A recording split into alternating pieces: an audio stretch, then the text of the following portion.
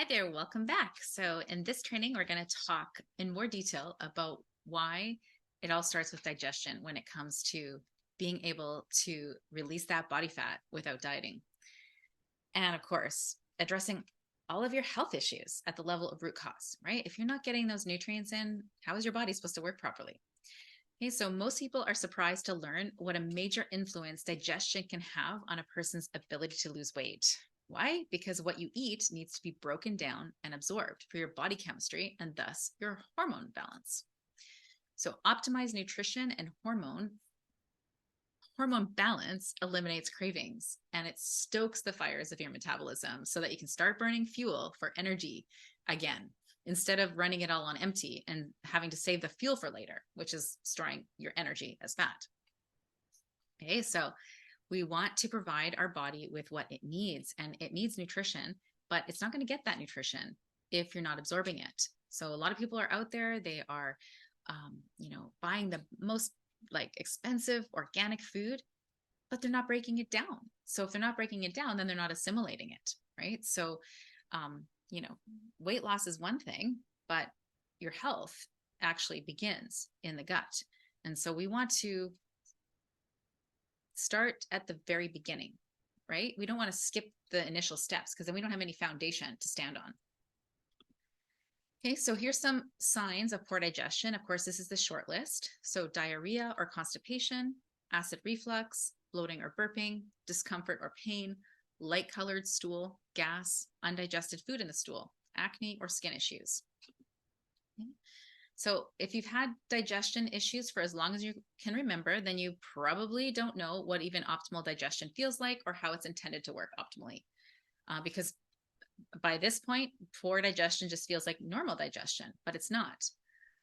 So there's other aspects to digestion, but today we're just going to focus on two primary components of digestion, and that is your stomach acid and bile flow. Okay, so when we eat food, our stomach makes something called hydrochloric acid or HCl.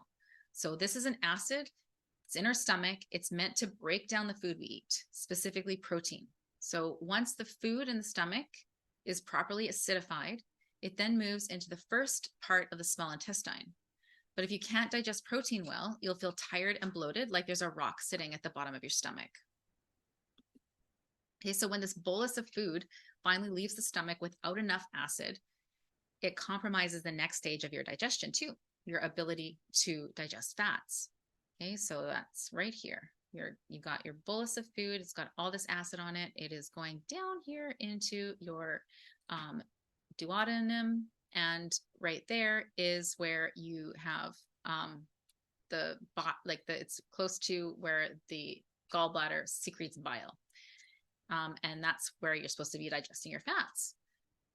Okay, so this is where your body normally drops down this alkaline bile from the gallbladder onto the acidic food that just left the stomach. So basically what happens is the food comes down, it's acidic, it meets with the bile, okay, which is alkaline, like kind of like baking soda and vinegar, right? You put them together, you get and then it breaks down all the fat. So this acid liquid, meaning the alkaline liquid, is designed to create the sizzle that allows us to fully break down our food and release the nutrients from our food so our body can store or absorb them. Okay, so but if we're not having stomach acid or we're having low bile, then we're gonna have trouble digesting our food. So let's say there's not enough acid from the stomach and not enough bile from the liver and gallbladder. And then those fats they're not properly emulsified then. And then your body can't use them. So instead of using that fat to provide fuel and building materials for your body, the fats actually end up being a burden to your body. And so instead of being utilized for all the amazing things that fat does in your body, instead your body has to store it as fat to protect you because it's not broken down. It shouldn't be like a whole fat. It should be a fatty acid. But if it's not broken down, then it's not completely bioavailable. So the body doesn't actually know what to do with it. So it stores it in your fat cells to protect you. So if you can't break down proteins correctly and you can't emulsify fats, then carbs might be your only fuel source. So if that's the case, you're going to be convinced that you need carbs to feel good, and you'd be right. But that's not because carbs are better for you. It's just because it's the only fuel that your body can actually readily use.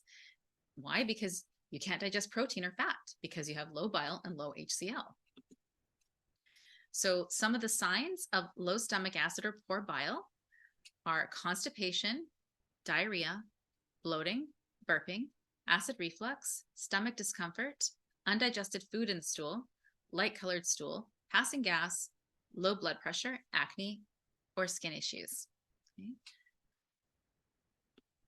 So why is this problem critical to resolve for weight loss? Because excess carb consumption gives your insulin, keeps it elevated, keeps a lot of it in your bloodstream. Okay. And insulin is your fat storage hormone. So if you constantly have elevated insulin, no matter what you eat, doesn't matter if it's fat, protein, or carbs, it can be turned into fat. Okay. And carbs are much easier to break down and turn into fuel for a lot of people.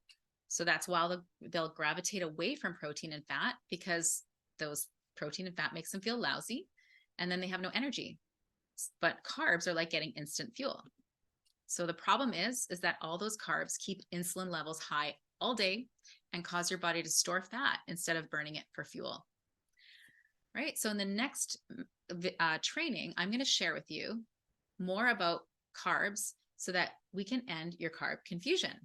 And we'll learn about how different macronutrients, carbs, protein, and fat affect your hormones, and thus your body's ability to release extra body fat.